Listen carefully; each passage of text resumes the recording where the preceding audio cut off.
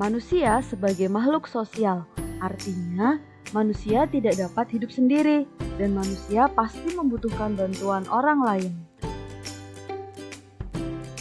Interaksi sosial adalah hubungan sosial yang menyangkut hubungan individu dengan individu, individu dengan kelompok, dan kelompok dengan kelompok.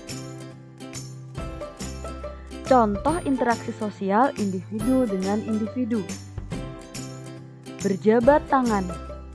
Berjabat tangan dilakukan oleh dua orang, yaitu individu dengan individu lainnya. Contoh berikutnya adalah bertegur sapa. Ketika bertemu dengan teman, maka kita harus bertegur sapa. Itu merupakan contoh interaksi sosial antara individu dengan individu. Berbicara dengan teman juga merupakan contoh interaksi sosial individu dengan individu. Selanjutnya adalah contoh interaksi sosial individu dengan kelompok. Guru yang sedang mengajar muridnya. Guru merupakan individu dan murid di dalam kelas merupakan kelompok.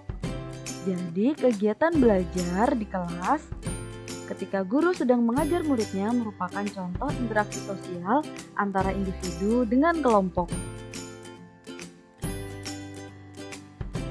Contoh yang lainnya adalah ketika ustadz sedang melakukan ceramah atau pengajian.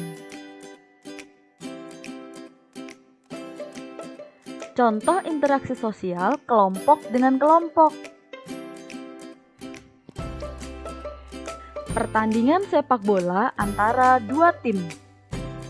Tim pertama merupakan kelompok dan tim kedua juga merupakan kelompok. Jadi, merupakan contoh interaksi sosial antara kelompok dengan kelompok pada pertandingan sepak bola.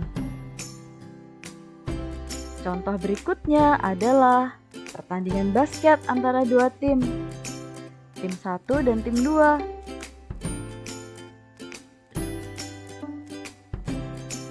Interaksi dengan lingkungan alam.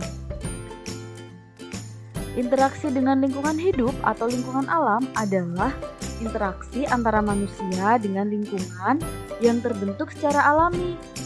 Contohnya gunung, sungai, rawa, dan lain-lain. Contoh interaksi dengan lingkungan alam. Petani menggarap lahan pertaniannya. Contoh yang kedua, nelayan yang mencari ikan di laut.